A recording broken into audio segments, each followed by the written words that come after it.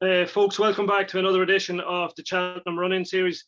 We're delighted to be joined by Nick Schofield. Nick, it's great to have you on with us. Thanks for having me. It's good to be involved. Ryan, you want to kick us off? Yeah, I will do. Nick, you rode Sky Pirate in his last race at Warwick, coming second behind All Mankind. Could we see you on board on him for Cheltenham? Yeah, hopefully. He's owned by Mr. Tedham, who's a great supporter of the game, and I've rode for him for probably 10 plus years now, and it's great he's got a possible Cheltenham runner. What race he runs in, still not quite sure. He's got a rating of 152, which is quite high now, and whether he goes in the handicap or in something different, but he's rated a bit less over hurdle, so he could rock up in the hurdle, but he's a straightforward horse, so it wouldn't matter. He could make the decision near the week and probably just have a look at the races and go from there. But you probably step up 2.5 now. The ground's dried out a bit. We've been quite dry over here, and maybe if the ground's on good to soft, then he might go over 2.5. So, but his life will be tough because it's hard to win a Grade 1 off 152, but it's hard to win a handicap at the same time. So, but he's genuine and he's honest, so we'll give it a good shot. Yeah, and how did that race ride for you? What do you think All Mankind is? Do you think he's a real star in the making, or?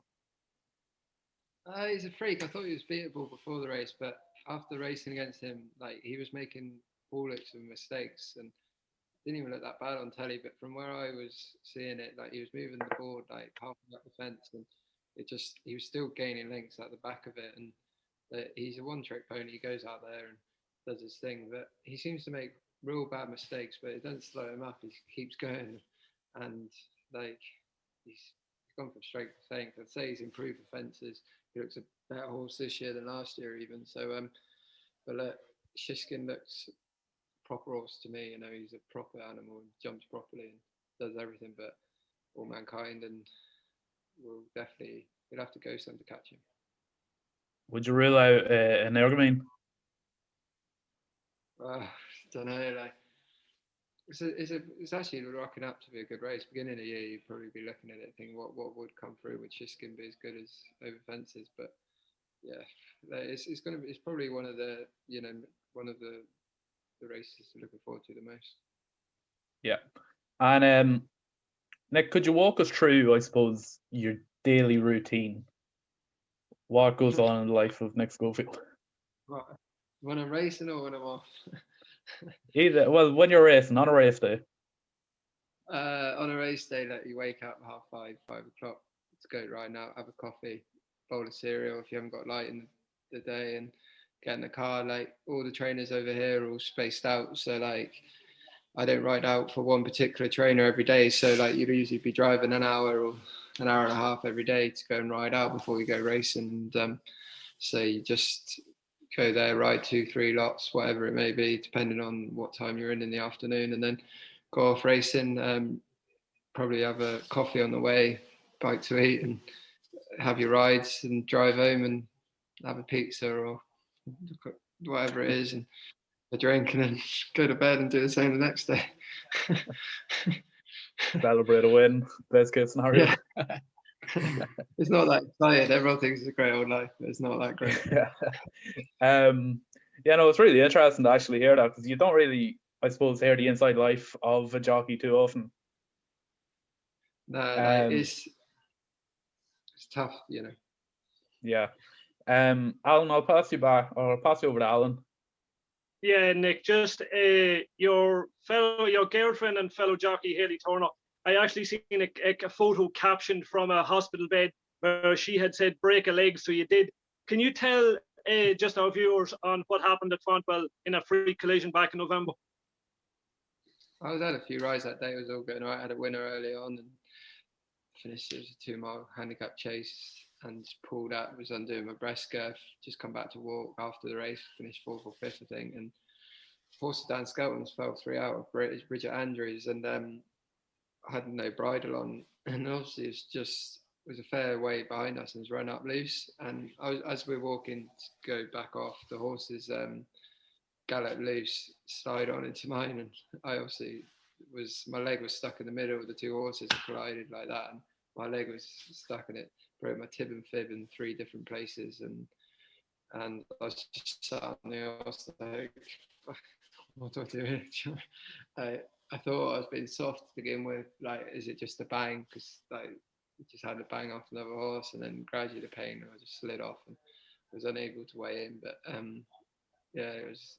Got to hospital and it didn't look great on the X-rays, and got shipped off to another hospital. So and because of the COVID and everything, it was a nightmare. I was in there for about 10 days, not being able to see anyone. So like it was a long 10 days, but like for what's going on, I suppose it wasn't that bad. But at the time, it wasn't. It was because it was. You don't mind if you get a big heavy fall, but it was just like a freak accident, and you just think, oh, what could I have done? But I just didn't see it coming, and it was what it was, really. Yeah, just in the lead up to Cheltenham now, do jockeys tend to be more selective on what they can ride for a case of trying to mind themselves a wee bit better? I think we've lost him. I suppose the top boys would have a look at them like Dickie, Nico. Really, I think the game's so tough now. You just got to take what you can, and like obviously you wouldn't be riding something that's probably renowned as dodgy, but boys nowadays, like we're riding every day, and you know, like just thinking about it, like Brian Hughes, I'm sure he'll have 4, 5, 6 rides leading up to it every day, and Harry Cobden will be riding all in the. I can't see anyone be holding back too much. Yeah, Dean, pass you over. Yeah, next just a couple of questions really. Life in the saddle, is there much change or much difference now compared to maybe whenever we started back or whenever things started back racing, in the middle of the summertime? They're quite strict over here. I don't know what it's like overview, but like we're still wearing our masks everywhere. We're spread out, and like it's all quite COVID. You can't. If you're caught with your mask down, you're fined, etc. You're only allowed certain areas, and like it's all still strict. You only see your trainer. There's no owners, and it's sort of got a little bit back to normal when the owners. I think it was November time. The owners started coming back. They looked a bit busier then, and things looked like they're easing off, but then they cracked it back down again. So no, it's very much like it was when we started. It was all a bit surreal because no one had ever done it when we first started, and everything. We're in different changing rooms, different, wearing different things and doing different things. But now, sort of, we've done it for so long, it's sort of I've got used to it. Nature now, just yeah. See, my second question is just in the run up now to Cheltenham and Aintree, is it does jockeys like yourself still get a real big buzz out of it? Like racing followers like us get, we look forward to this for weeks and weeks on end. Like, is it the same for a jockey? I think for a jockey, it's like the pressure of trying to get rides. You don't know what you're riding, what you're going to be on, and you worry about it. You probably don't get hooked up in the excitement as much as what you guys would, but because you're just stressing, oh, am I getting jocked off that, or am I going to ride that, or if you know you're certainly going to ride something, you're definitely getting excited, but there's a bit of worry going into it because you've got to make sure you're there, not getting banned, or make sure you haven't messed up on another horse that the owner or trainer has.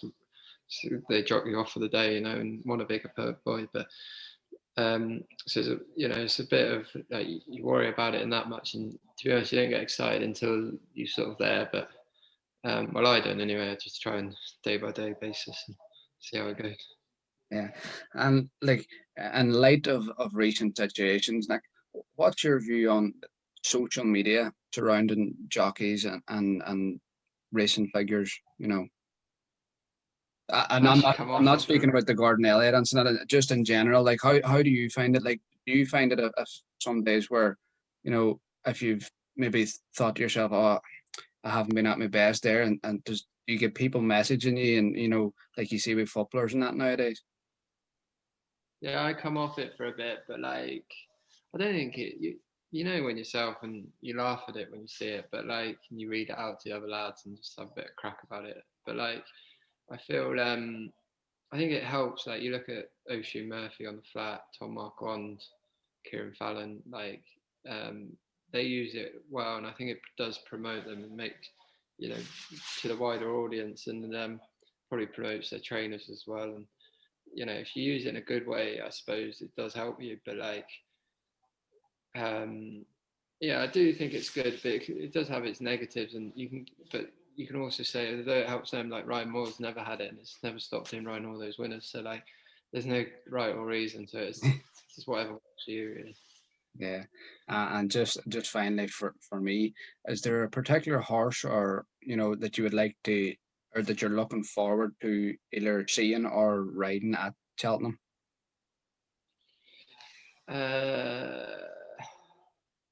Good question. Say something that you've raced against maybe this season. You thought that would maybe be a nice one for Cheltenham or anything like that.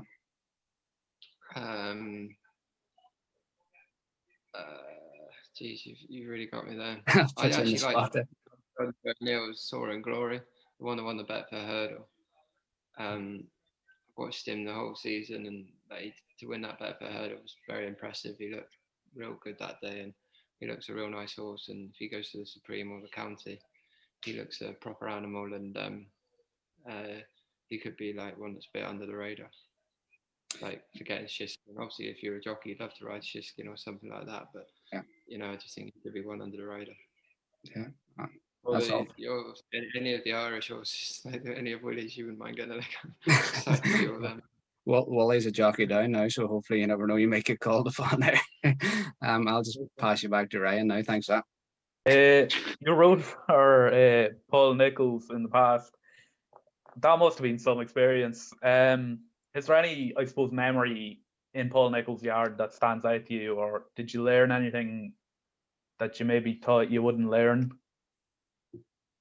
Paul's just a winning machine. Like whatever you ride for him, can be a 0 to 100 round in that little Cheltenham Festival. Like he's always looking at the next race. When you get off, you don't really want to hear what's just happened. He's like, where can I win with this next? And he's just like, his mind's like so switched on. He can see when a horse wins a novice hurdle, he can picture that in 2 years' time, and like he's brilliant at like reading his horses, judging them, and working out where he can win with them. And like he's just like, he is a bit of a freak, really. He just eats, sleeps racing, and I think he's good with the owners, and he places his horses well, and there's no real kink, and he wears his heart on his sleeve, but like he gets annoyed like everyone when it don't go right, but like he I think what he's best at is looking forward and not back.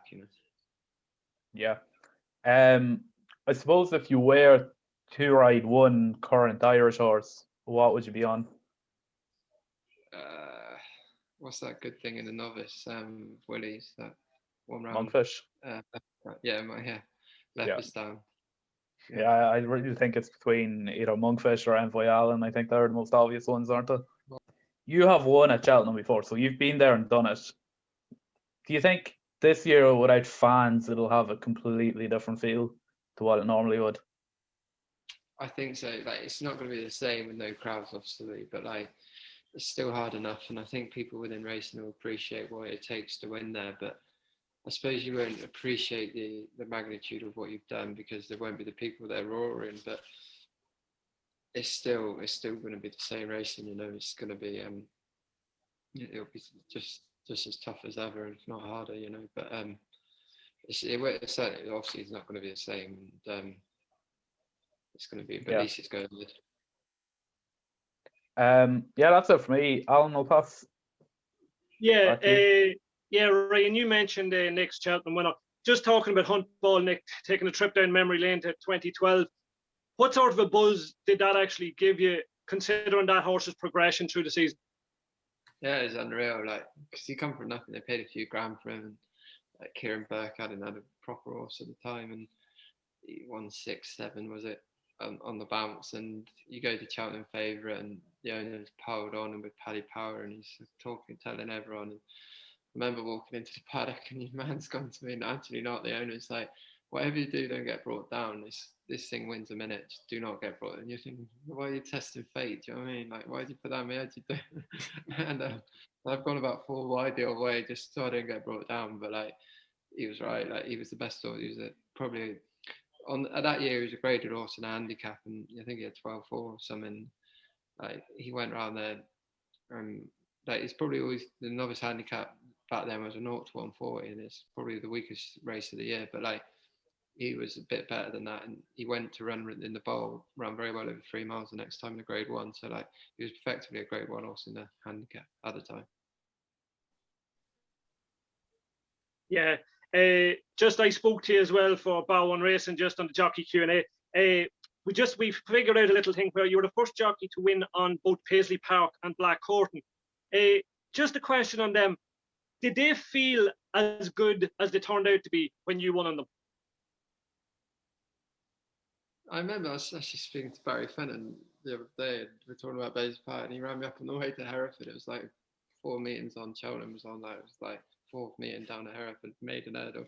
Vision to Flow, Brian Cooper was running for the Pots. It was like 1 to 2 on or something, and he said, "Yeah, real nice horse, just give him good education, see what we've got, don't knock him about." Yeah, I was coming down to the last, like, I hadn't moved on it really, and he's brushed Vision to Flow, like, he's done it easy, like, and I ran back, I said, "I think this horse is alright," and he's green as grass, didn't know what he was doing. I mean, I half got it right anyway, that he was he was a good horse, but didn't quite, he was very backward back then, but I don't think no one probably thought when he ran his, I think Darrell rode him in his bumper. I would have made an hurdle around Hereford. He ran in the Grade 2 after that, finished second.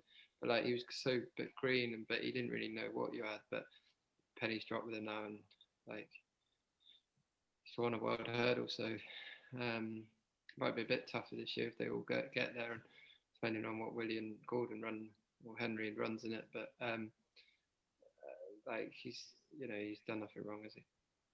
Yeah. And Black Courtin, he was a bit of a freak back in the day. Like, he used to be a bit of a nutter. I think Tom Malone bought him saying he was a good horse. First time he ran at Wincanter, and he ran terrible. And then he actually come out and won at Exeter, gradually got better. But he was running through the summer a lot of the time. And first few races, I think Sam won on him as well. He was sort of a 140, 130 hurdler, but he just thrived for fences, and he improved. And that's what Paul does. He sort of just, you think you've got a 130 horse and you turn it into 150 horse, so yeah, just it's a bit of a freak, really. Yeah, we mentioned the association with Martin Tedham earlier on. Just in terms of Sky Pirate, Tedham was Del Dundalk as another horse that we kind of keep an eye on, with both myself and Ryan walking in Dundalk. How is both Tedham and was Del Dundalk? Have you got a chance to sit in them at all this year? Tedham run last week, a bit disappointing that didn't look great at Kempton the last end. Was Del Dundalk ran okay at Savile the other day. Probably ground was a bit soft for him, but to be honest, I don't know what John's plans are, but they've been a tad disappointing so far. Yeah. Just one last one from me. Just in terms of Paul Nicholls, Harry Fry, are you still making yourself available to pick up rides at Cheltenham for them? Yeah, if they want me, of course I'll be available. Yeah. But like, they have their stable jockeys, and Paul used to back in the day have 2-3 runners in each race, but he's a bit more particular. He probably only has 1-2 in the races. He sort of places his horses, but sort of when Ruby was riding, he'd have 3-4 in a race, and probably trainers were running more horses because owners are going. I think they'll hold back a bit this year and probably just pick and choose what they run, because the owners are not going to have the day out, so they won't have the pressure to run certain horses, Yeah. Just one last question from me. Sorry, Nick, you were on about Henrietta Knight there, sending away to school for her yard. I watched the feature on her at the races there. Could you just tell us, do you see a big improvement when the horses come back from the likes of somebody like her?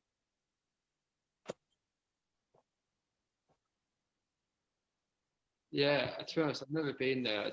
I've only heard of the lads what she does, but yeah, it's a week crash course, and they jumps for a week, and like loads of different things, and she gets them doing all, and it can do no harm, and certainly the ones she's had, the ones that I've had experience of, has certainly worked for. She did a lot of work with a handicapper, Paul Henderson's called Crossley Tender, that comes second in the Ida Chase on the weekend. Like, his form's shocking.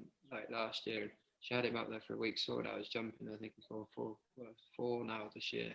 It certainly helped him. And you know, if they can get the confidence with the jumping, it helps. And sometimes these be good for them to go away.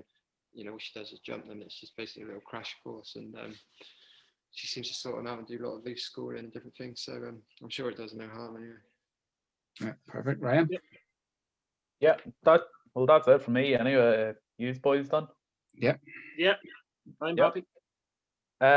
Yeah, no, thanks, Nick, very much for coming on. We really appreciate it. Yeah, if you do want to subscribe to the YouTube channel, be sure to click that button below. And thanks for watching.